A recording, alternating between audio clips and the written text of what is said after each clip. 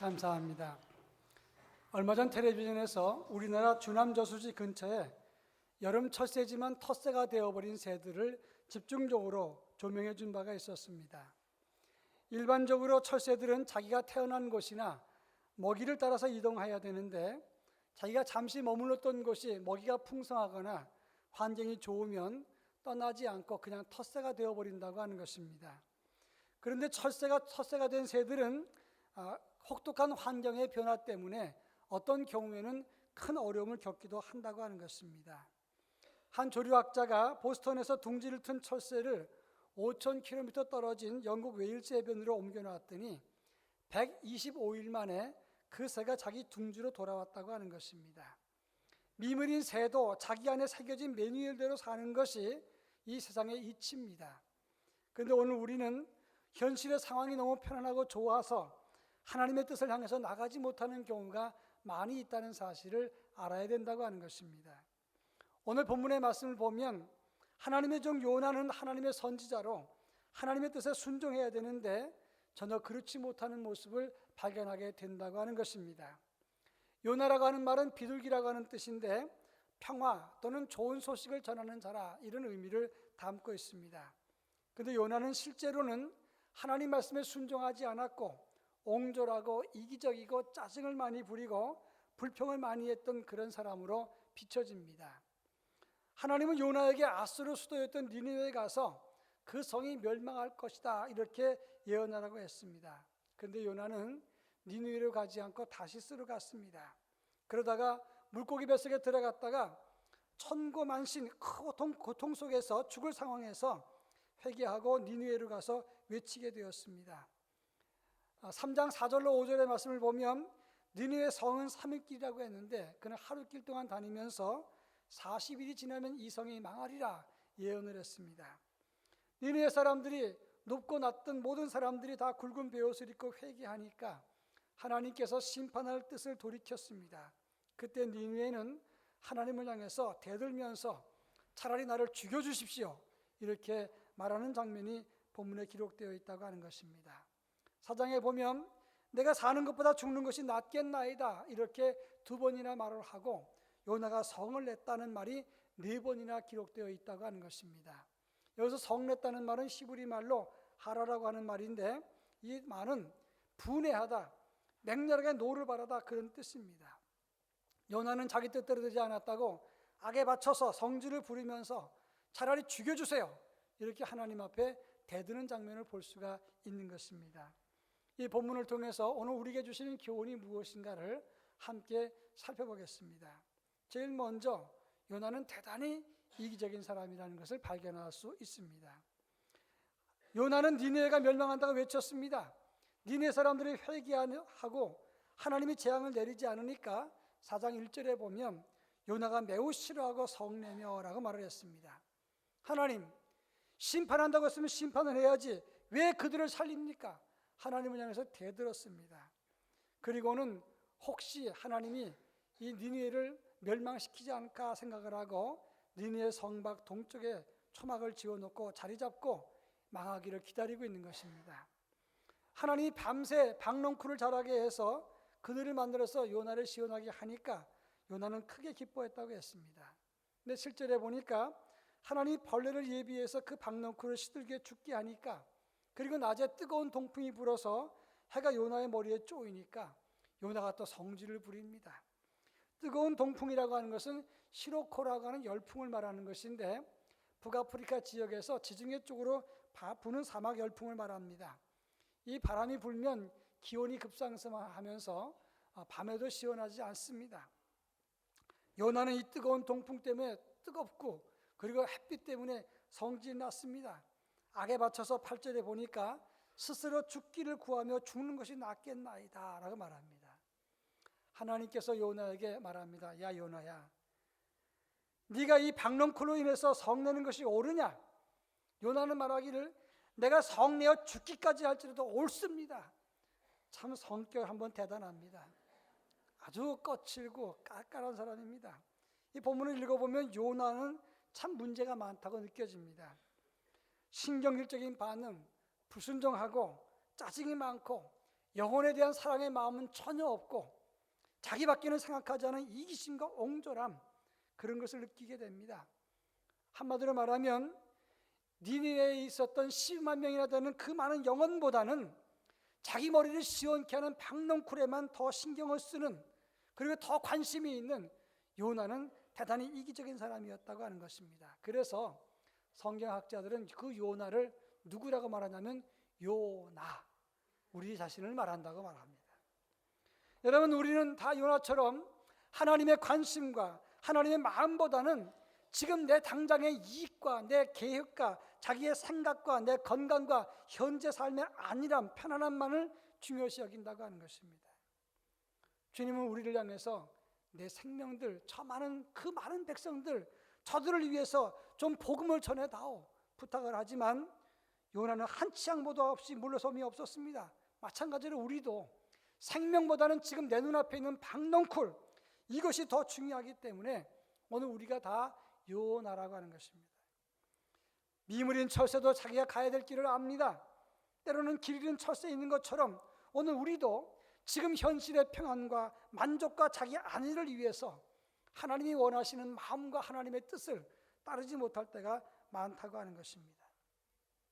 선생을 따르지 않으면 그 사람을 제자라고 말할 수 없습니다. 하나님 마음을 보지 못하고 하나님 마음을 깨닫지 못하면 하나님의 종도 될 수 없는 것이고 하나님의 백성이라고 말할 수도 없는 것입니다. 그런 의미에서 요나는 엄밀한 의미에서 선지자의 자격이 없는 것입니다. 여러분, 여순 반란 사건 때 자기의 두 아들 동인과 동신을 죽인 그 사람을 자기 양아들을 삼았던 사람이 손양원 목사님이십니다. 사랑의 원자탄이라는 제목으로 세계에서 아주 많이 알려졌죠. 근데 그 안재선이 재판을 받을 때 손 목사님은 집회 중에 있었다고 합니다. 그래서 자기의 맏딸 손동희에게 내가 그 사람을 용서하고 내가 아들 삼을 테니까 절대 그 사람을 처형하거나 벌을 주지 마라, 그 말을 전해주라고 말했답니다. 근데 그 손동희 권사의 간증에 의하면 그때 아버지가 제정신이 아니었다고 생각했다는 거예요. 아버지 이해할 수가 없었다고 합니다. 그래서 아버지의 말을 그 재판부에다가 말을 해야 되나 말아야 되는가 수백 번 안 된다고 했다는 거예요. 할 수 없어서 아버지의 말을 전했지만 믿음의 가정에서 태어난 것을 미워하고 한탄했다고 합니다. 손양원은 안재선에게 목회자가 되라고 권했지만 사람의 눈과 그리고 많은 죄의식 때문에 목회자가 되지 못했습니다. 안재선의 아들 안경선이 목사가 됐습니다. 이 안재선은 48살 때 병사를 하는데 손양원 목사님도 48살에 순교하십니다. 근데 손동희의 간증입니다. 그가 안재선이 죽기 보름 전에 찾아와서 통곡하면서 동희야 미안하다. 난 이제 집에 돌아가면 곧 죽고 천국 갈 건데 내가 천국 가면 내 두 오빠한테 사죄할 거야. 미안하다. 그리고 막 울더라는 거예요. 손동희는 그때까지 용서하지 않았습니다. 끝까지 용서하지 않았습니다. 그런데 마지막 순간에 한 보름 전에 와서 통곡하는 그 모습을 보고 불쌍했다는 거예요. 그러면서 그때 처음으로 용서했답니다. 그런데 그때까지 이 손동희 권사의 간증에 의하면 나는 그때까지 진정 복음을 이해한 사람이 아니었습니다 라고 고백을 했어요. 중요한 것이 여기 있습니다. 주님이 원하는 것을 찾지 못하면 아무리 복음을 듣고 교회에 나오고 믿음 생활을 한다고 해도 복음을 이해한 사람이 아닙니다. 주님이 원하신 길을 걷지 않으면 요나가 될 수밖에 없다는 것입니다. 내 입장과 내 생각과 내 처지, 내 형편 다 있을 수 있지만 성도라면, 제자라면 마땅히 자기의 이기심을 따르는 것이 아니라 주님의 마음, 주님의 뜻을 찾아야 된다고 하는 것입니다. 누가복음 15장 7절에 보면 내가 너에게 이르노니 이와 같이 죄인 한 사람이 회개하면 하늘에서는 회개할 것이 없는 의인 99으로 말미암아 기뻐하는 것보다 더하리라 그랬습니다. 디모데전서 2장 4절에 보면 하나님은 모든 사람이 구원받으며 진리를 아는 데 이르기를 원하시느니라 그랬어요. 하나님의 뜻이 뭡니까? 내 뜻이 아니라, 내 편안함이 아니라 하나님의 뜻이 무엇입니까? 죄인 한 사람이 회개한 것, 그것이 하늘에서 큰 일이고 모든 사람이 구원받고 진리를 아는 것을 주님이 원하신다고 했습니다.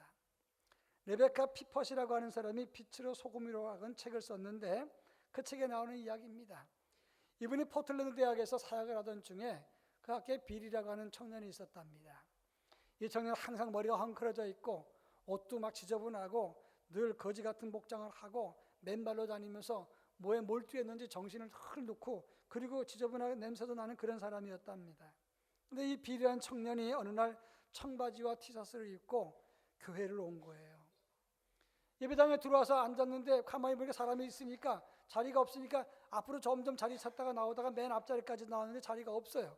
그러니까 그 조용하고 경건한 예배를 드리는 자리에 어수선해졌습니다. 그런데 이 청년이 갑자기 맨 앞에 통로에 딱 가운데 앉아버렸어요. 그러니까 동시에 교회가 조용해졌습니다.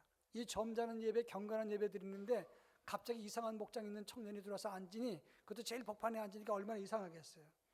그때 노신사 한 분이 일어나서 지팡이를 짚고 앞으로 나와서 이제 빌 옆에 섰습니다. 사람들이 모두가 다 긴장을 했는데 그 옆에 앉더라는 거예요. 그리고 같이 예배를 드리더라는 겁니다. 이 빌이라고 하는 청년이 어색하고 난처할까 봐 이 노신사가 앞에서 앉아가지고 같이 예배를 드린 겁니다. 그때 예배당에 있던 많은 사람들이 눈시울이 젖어졌다, 그런 얘기했어요. 그러면서 피퍼슨 말합니다. 서기관과 바리새인이 누굽니까? 자기 주장과 자기의 율법이 중요하고 저들보다는 우리 영혼이 더 가치가 있다고 생각하는 그들이 바로 율법주의자 서기관과 바리새인이 아닙니까? 오늘 우리가 요나처럼 자기 입장과 자기 생각만 중하고 하나님 마음을 모른다면 오늘 우리가 바로 서기관과 바리새인이요, 우리가 바로 요나가 아니겠습니까? 라고 말을 했어요. 그렇습니다. 하나님을 따르는 하나님의 백성이라면 마땅히 자기의 생각이나 입장이나 불평이 아니라 하나님이 원하시는 뜻을 따라가려고 애를 쓰는 사람이 되어야 된다고 하는 것입니다. 자, 그렇다면 하나님이 원하시는 게 무엇일까요? 요나서를 읽어보면 하나님의 명령에 자발적으로 순종해주기를 원한다고 하는 것을 알 수가 있어요. 하나님은 니느웨로 가라. 근데 요나는 다시스로 가는 배를 탑니다. 정반대의 배를 탑니다. 그러다가 바다에 던져져서 물고기 뱃속에 들어갔습니다. 간신히 나와서 니느웨로 갔습니다. 요나서 3장 3절에 보면 그 성은 사흘 동안 걸을 만큼 큰 성읍이라. 그러나 요나가 하루 동안만 외쳤다고 전해지고 있습니다. 요나에게 3일 동안 그 성읍을 다니면서 외치라고 했지만 요나는 하루밖에 안 했습니다. 그런데 높은 자나 낮은 자까지 왕은 왕복을 벗고 굵은 베옷을 입고 회개하니까 하나님이 심판과 재앙을 내리지 않았어요. 그러니까 요나는 못마땅했습니다. 하나님, 왜 안 하십니까? 왜 그러십니까? 내 입장은 뭐가 됩니까? 그런데 하나님은 그런 요나에게 박넝쿨 사건이 있게 해서 그의 어리석음과 믿음 없음을 깨우치십니다. 9절과 10절부터 11절 말씀 보면 네가 수고도 아니하고 재배도 하지 않고 그리고 하룻밤에 났다가 하룻밤에 말라버리는 이 박넝쿨은 아꼈거늘 이 니느웨의 좌우를 분별하지 못하는 12만여 명의 생명과 가축을 내가 어찌 아끼지 않겠느냐 말씀하셨어요. 하나님이 원하시는 것은 네 생각이나 네 고집이 아니라 하나님의 명령과 말씀을 순종하는 것, 자발적으로 순종하는 것을 원한다. 너의 짜증이나 억지가 아니다 라고 말씀하고 있는 겁니다. 하나님의 마음을 자발적으로 깨닫고 사랑의 마음 품고 생명을 살리기 원하시는 그 마음을 주님이 원하신다는 거예요. 몇 주 전에 김석균 목사의 찬양 간증 집회를 우리 교회에서 했습니다. 참 은혜스러운 시간이었어요. 그분이 좀 일찍 오셔서 우리 교회에 왔기 때문에 저랑 사석에서 이야기를 나눴습니다. 제가 그분이 작곡가니까 한 400여 곡 작곡을 했다고 나와요. 그래서 그 곡이 참 좋은 것들이 많아서 그런 얘기를 했습니다. 그분을 좀 칭찬하는 의미에서 가사보다 곡이 좋으면 그 가사가 돋보이는 경우가 참 많습니다. 예를 들어서 송명이 나 가진 재물 없어서 그 시가 참 좋지만 거기에 최덕신이라고 하는 작곡가가 곡을 잘 썼더니 그가 그 곡이 시를 살렸다라고 말을 했어요. 그랬더니 김석균 목사님이 그러더라고요. 목사님 아닙니다. 깜짝 놀랐어요. 그러니까 뭐 하시는 말씀이 그 가사에는 어떤 곡을 붙여도 명곡이 됩니다. 곡이 좋아야, 곡이 좋다는 것은 가사가 좋은 것을 곡이 좋다고 하는 것이지 작곡이 좋아서 좋은 게 아니라는 거예요. 그래서 우리가 찬송가에도 이 곡 누구 곡이냐 그러면 작사의 곡이라 그러지 작곡자의 곡이라 그러지 않는다는 거예요. 그래서 하는 말이 가사가 좋아야 명곡이 나오는 것입니다. 마찬가지로 우리의 신앙 고백이 가사에 또 삶이 묻어나와야 곡이 나옵니다. 전도 집회를 하시는데 전도 자체가 중요한 게 아니라 주님이 원하시는 마음과 그 사랑을 먼저 품어야 그 다음에 전도의 열정과 헌신이 나오는 것입니다. 그랬어요. 그것도 없으면 억지가 되거나 짜증이 되거나 실적 때문에 억지로 움직이게 된다고 하는 겁니다. 하나님이 원하시는 게 뭘까요? 주님의 마음, 그 아픈 마음, 영혼을 사랑하는 그 마음을 먼저 품는 것이 중요하다는 거예요. 이영무 축구선수 목사님의 그 집회 중에 설교가 있습니다. 어떤 집사님이 참 믿음 좋은 분이 있었는데 아들을 낳았어요. 그 아들이 얼마나 지혜롭고 똑똑하고 예쁘고 준수한지 자기 생명보다 소중하더래요. 근데 그 아이가 한 2살쯤 됐을 때 자기 집사님 이마에 부스럼이 나갖고 자꾸 종기가 나는데 자꾸 퍼지기만 하고 낫지 않은 거예요. 약을 써도 안 낫고 그래서 고민하고 있는데 나병 환자의 약을 쓰면 직통으로 낫는다 그런 얘기를 들었다는 거예요. 그래서 나병 환자의 약을 사다가 사용해서 초반에 효과가 있었답니다. 밖에 나갔다 들어왔더니 이 2살짜리가 그걸 마셔버린 거예요. 나병 환자의 약을 먹고 죽는다고 애가 둥그니까 병원에 데려갔더니 의사가 하는 말이 나는 고칠 수가 없습니다. 그 약 먹으면 죽습니다. 빨리 큰 병원에, 서울에 있는 큰 병원에 데려가십시오. 그래서 앰뷸런스를 불러갖고 이제 아이는 앰뷸런스 안에서 숨나고 만다가 난리치고 이제 아버지는 눈물 흘리면서 하나님 도와주세요. 이 아이 어떡합니까? 도와주세요. 막 기도했다는 겁니다. 하나님 그렇게 말씀하시더래요. 네 아들이 죽어가니까 마음 아프니 예, 하나님 왜 그러십니까? 이 아이 살려주세요. 나도 내 자식들이 죽는 게 마음 아프고 찢어지는 것 같다. 그러니까 이 사람이 하나님 살려주시면 제가 선교사가 되겠습니다. 근데 그 아이가 병원에 갔다 깨끗하게 나았어요. 이분이 약속을 지키기로 하고 직장을 그만두고 신학 공부를 하고 몽골 선교사에서 15년 동안 선교하다가 이 이영무 목사님 교회에서 사역을 하게 됐어요. 그 이야기를 제가 들었습니다. 아들을 박넝쿨처럼 섬기다가 하나님 보이지 않았지만 이제 아들이 죽을 것 같은 그런 고통, 그 마음을 깨닫고 아버지의 마음을 깨닫고 영혼을 품게 되었다, 이렇게 간증한 얘기를 들었어요. 주님이 원하는 것은 우리 각자의 성질대로 억지로 하는 것이 아니라 주님 마음을 품고 하나님이 원하시는 일에 자발적으로 순종하는 걸 원하시는 거예요. 이제 한 주간 남았습니다. 한 주간만이라도, 지나간 건 그만두고 한 주간만이라도 주님 마음 품고 한 주간만이라도 최선을 다해보는 그런 기회가 될 수 있기를 주의 이름으로 축원합니다. 마지막 세 번째 11절 말씀을 다 같이 한번 읽어보겠습니다. 11절. 하물며 이 큰 성읍 니느웨에는 좌우를 분별하지 못하는 자가 12만여 명이요 가축도 많이 있나니 내가 어찌 아끼지 아니하겠느냐 하시니라. 오늘 본문 11절에 보니까 니느웨에는 좌우를 분별하지 못하는 자 12만여 명이 있다 그랬습니다. 여기서 이 좌우를 분별하지 못하는 자 12만여 명이 누군가? 첫째로는 니느웨 모든 인구가 12만 명이었다 이렇게 주장하는 사람이 있고, 또 한 사람은 좌우를 분별하지 못하는 어린아이의 숫자가 10만여 명이다 이렇게 말하는 사람이 있고, 세 번째는 어린아이뿐만 아니라 제대로 판단하지 못하는 어리석은 사람 전체를 말하는 것이다 이렇게 말하는데, 세 번째라고 사람들이 말을 합니다. 근데 이 말에서 드러나는 것은 니느웨 사람이라도 하나님은 생명을 소중히 보시고 그들을 불쌍히 여긴다는 겁니다. 그런데 하필이면 왜 니느웨 사람입니까? 니느웨는 아수르의 수도입니다. 그 아수르 사람들은 이 요나 사건이 있고 난 다음에 40년 뒤에 이 아수르가 이스라엘을 쳐들어와서 이스라엘을 멸망시켜버려요. 그러면 이스라엘의 원수가 니느웨 아닙니까? 그럼 요나의 주장이나 생각이 틀린 게 아니잖아요. 아수르 사람들은 잔인하고 포악합니다. 이스라엘 땅을 멸망시켜버렸습니다. 3분의 1을 죽이고 3분의 1은 끌고 가고 3분의 1은 도망갔습니다. 그리고 이 아수르 나라에서 비류들을 데려다가 혼혈 정책을 써가지고 사마리아 땅을 만들어버렸어요. 이스라엘 혈통을 다 없애버렸습니다. 이스라엘 땅을 초토화시킨 사람입니다. 하나님의 선민에게는 도움이 안 되는 원수의 나라들입니다.